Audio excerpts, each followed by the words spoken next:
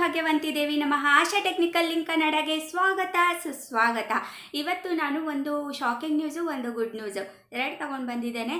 First ಯಾವ್ದು ಹೇಳಬೇಕು ಹೇಳಿ? ಫಸ್ಟು ಗುಡ್ ನ್ಯೂಸ್ ಹೇಳ, ಒಂದು ಶಾಕಿಂಗ್ ನ್ಯೂಸ್ ಹೇಳ ಅಥವಾ ಗುಡ್ ನ್ಯೂಸ್ ಹೇಳ? ಬನ್ನಿ, ಅದಕ್ಕಿಂತ ಮುಂಚೆ ನಾನು ನನ್ನ ಡ್ಯೂಟಿನ ಮುಗಿಸ್ಬಿಡ್ತೀನಿ. ಏನು ನನ್ನ ಡ್ಯೂಟಿ? ಎಸ್, ನಿಮಗೆ ನೆನಪಿರಲ್ಲ, ಅದಕ್ಕೋಸ್ಕರ ನಿನ್ನೆಯಿಂದ ಒಂದು ಸಬ್ಸ್ಕ್ರೈಬರು ಜಾಸ್ತಿ ಆಗಿಲ್ಲ. ನನಗೆ ಎಷ್ಟು ದುಃಖ ಆಗ್ತಾ ಇದೆ ಅಂದರೆ ಅಷ್ಟು ದುಃಖ ಆಗ್ತಾ ಇದೆ. ಡೈಲಿ ಒಂದು 2-3 ಆದರೆ ಜಾಸ್ತಿ ಆಗೋದು. ಇವತ್ತು ನೆನ್ನೆಯಿಂದ ಒಂದಿಲ್ಲ, ಮೊನ್ನೆಯಿಂದ ನಿಜ ನನಗೆ ಅಳು ಬರಂಗೆ ಆಗ್ತಾಯಿದೆ. ಪ್ಲೀಸ್ ಸಪೋರ್ಟ್ ಮಾಡಿ ಗೈಸ್. I humble request. ಯಾರ್ಯಾರು ಸಬ್ಸ್ಕ್ರೈಬ್ ಮಾಡ್ಕೊಂಡೇ ನೋಡ್ತಾ ಇದ್ದೀರಾ ನನ್ನ ಚಾನಲ್ನ, ಯಾರ್ಯಾರು ಹೊಸವ್ರು ಬಂದು ನೋಡ್ತಾ ಇದ್ದೀರಾ, ಪ್ಲೀಸ್ ಸಬ್ಸ್ಕ್ರೈಬ್ ಮಾಡ್ಕೊಳ್ಳಿ. ರಿಕ್ವೆಸ್ಟ್ ಅಂತಲೇ ಅಂದ್ಕೊಳ್ಳಿ. ಪ್ಲೀಸ್ ಸಬ್ಸ್ಕ್ರೈಬ್ ಮಾಡಿಕೊಂಡು ಚಾನಲ್ನ ವಾಚ್ ಮಾಡಿ.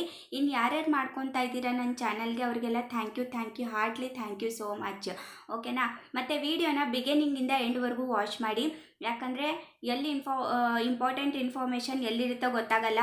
ಫಸ್ಟಲ್ಲಿರ್ಬೋದು, ಸೆಂಟ್ರಲ್ಲಿರ್ಬೋದು, ಬಿಗಿನಿಂಗಲ್ಲಿರ್ಬೋದು, ಎಂಡಲ್ಲಿರ್ಬೋದು, ಯಾವುದಿರ್ಬೋದು ಗೊತ್ತಾಗಲ್ಲ.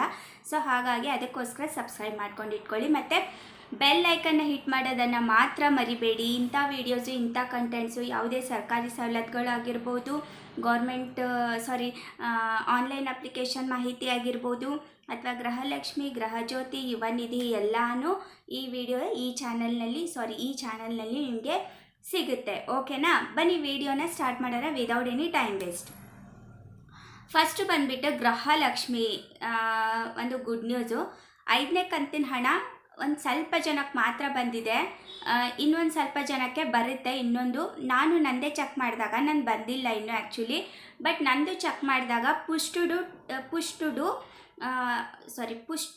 ಟು DBT ಅಂತ ಬರ್ತಾ ಇದೆ. ಓಕೆನಾ? ಹಂಗಾದರೆ ಖಂಡಿತ ಅಮೌಂಟು ಬರುತ್ತೆ. ಯಾರೂ ವರಿ ಮಾಡ್ಕೋಬೇಡಿ. ಅಂದರೆ ಒಂದು ಸ್ವಲ್ಪ ಜನಕ್ಕೆ, ಒಂದು 50% ಜನಕ್ಕೆ ಬಂದಿದೆ, ಇನ್ನು 50% ಜನಕ್ಕೆ ಇನ್ನೂ ಬಂದಿಲ್ಲ.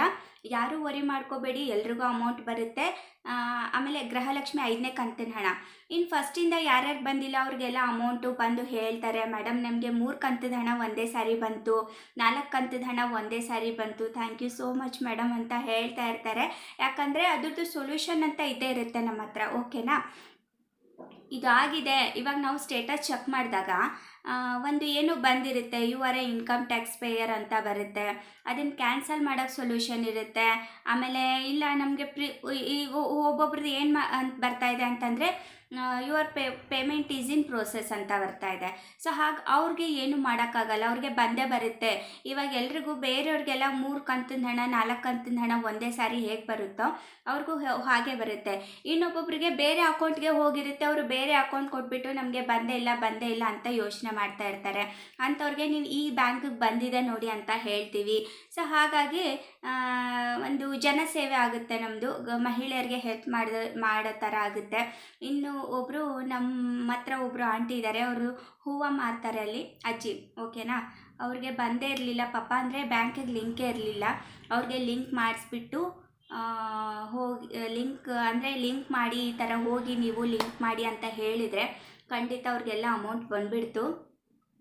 ಅಂದರೆ 45 ಡೇಸ್ ಟೈಮ್ ತೊಗೊಳುತ್ತೆ. ಅದಕ್ಕೆ ಇಮಿಡಿಯೇಟ್ ಅಂತೂ ಬರೋದೇ ಇಲ್ಲ, 45 ಡೇಸ್ ಟೈಮ್ ತೊಗೊಳುತ್ತೆ. ಓಕೆನಾ? ಇನ್ನು ಬಂದುಬಿಟ್ಟು BPL ಕಾರ್ಡ್ ಬಂದುಬಿಟ್ಟು ಡೈಲಿ ಹೊಸ ಕಾರ್ಡ್ಗೆ ಬಿಟ್ಟಿದ್ದಾರೆ. ಓಕೆನಾ? 11 to 12ವರೆಗೂ ಪಬ್ಲಿಕ್ ಅಂದರೆ ಆನ್ಲೈನಲ್ಲಿ ಅಪ್ಲೈ ಮಾಡ್ಕೋಬೋದು.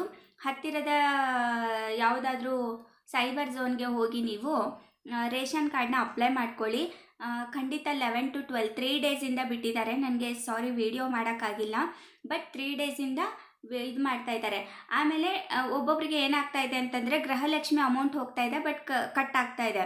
ಅದು ಯಾಕೆ ಅಂತ ಅಂದರೆ ನೀವು ಲಾಸ್ಟ್ 1 ಇಯರಿಂದ ಯಾವುದೇ ಮಿನಿಮಮ್ ಚಾರ್ಜಸ್ ಮೇಂಟೈನ್ ಮಾಡಿರಲ್ಲ. ಸೊ ಹಾಗಾಗಿ ಅದು ಕಟ್ ಆಗ್ತಾ ಇರುತ್ತೆ. ಒಂದು 2,000 ನೀವು ಡಿಪಾಸಿಟ್ ಮಾಡಿದರೆ ಅದು 2,000 ಅಲ್ಲೇ ಇರುತ್ತೆ, ಪ್ಲಸ್ ನಿಮ್ಮ ಗೃಹಲಕ್ಷ್ಮಿ ಅಮೌಂಟು ಅಲ್ಲೇ ಇರುತ್ತೆ ಅಂತ ಹೇಳ್ತೀನಿ. ಇನ್ನು ಗೃಹಲಕ್ಷ್ಮಿ ರೇಷನ್ ಕಾರ್ಡ್ದು ಅಮೌಂಟ್ ರೇಷನ್ ಕಾರ್ಡ್ದು ಅಪ್ಲೈ ಮಾಡೋಕ್ಕೆ, ಹೊಸ ಅರ್ಜಿ ಅಪ್ಲೈ ಮಾಡೋಕ್ಕೆ ಬಿಟ್ಟಿದ್ದಾರೆ. ಟೈಮಿಂಗ್ಸ್ ಬಂದುಬಿಟ್ಟು ಡೈಲಿ 11 to 12. ಪ್ಲೀಸ್ ಬೇಗ ಹೋಗಿ ನೀವೆಲ್ಲ ಅಪ್ಲೈ ಮಾಡ್ಕೊಳ್ಳಿ ಅಂತ ಹೇಳ್ತಾ ಈ ವಿಡಿಯೋನ ಇಲ್ಲಿಗೆ ಎಂಡ್ ಮಾಡ್ತೀನಿ. ಹೊಸ ವಿಡಿಯೋ, ಹೊಸ ಕಂಟೆಂಟ್ನೊಂದಿಗೆ ಮತ್ತೆ ಸಿಗ್ತೀನಿ. ಇನ್ನು ಗೃಹಲಕ್ಷ್ಮಿ ಯಾರೂ ವರಿ ಮಾಡ್ಕೋಬೇಡಿ. ಎಲ್ರಿಗೂ 4 ಕಂತು ಬಂದಿದೆ ಅಂದರೆ 5ನೇ ಕಂತು ಬಂದೇ ಬರುತ್ತೆ. ಯಾರೂ ವರಿ ಮಾಡ್ಕೋಬೇಡಿ ಅಂತ ಹೇಳ್ತಾ ಈ ವಿಡಿಯೋನ ಇಲ್ಲಿಗೆ ಎಂಡ್ ಮಾಡ್ತೀನಿ. ಹೊಸ ವಿಡಿಯೋ, ಹೊಸ ಕಂಟೆಂಟ್ನೊಂದಿಗೆ ಮತ್ತೆ ಸಿಗ್ತೀನಿ. ಬಾಯ್, ಗುಡ್ ಮಾರ್ನಿಂಗ್. ಜೈ ಹಿಂದ್ ಜೈ ಕರ್ನಾಟಕ.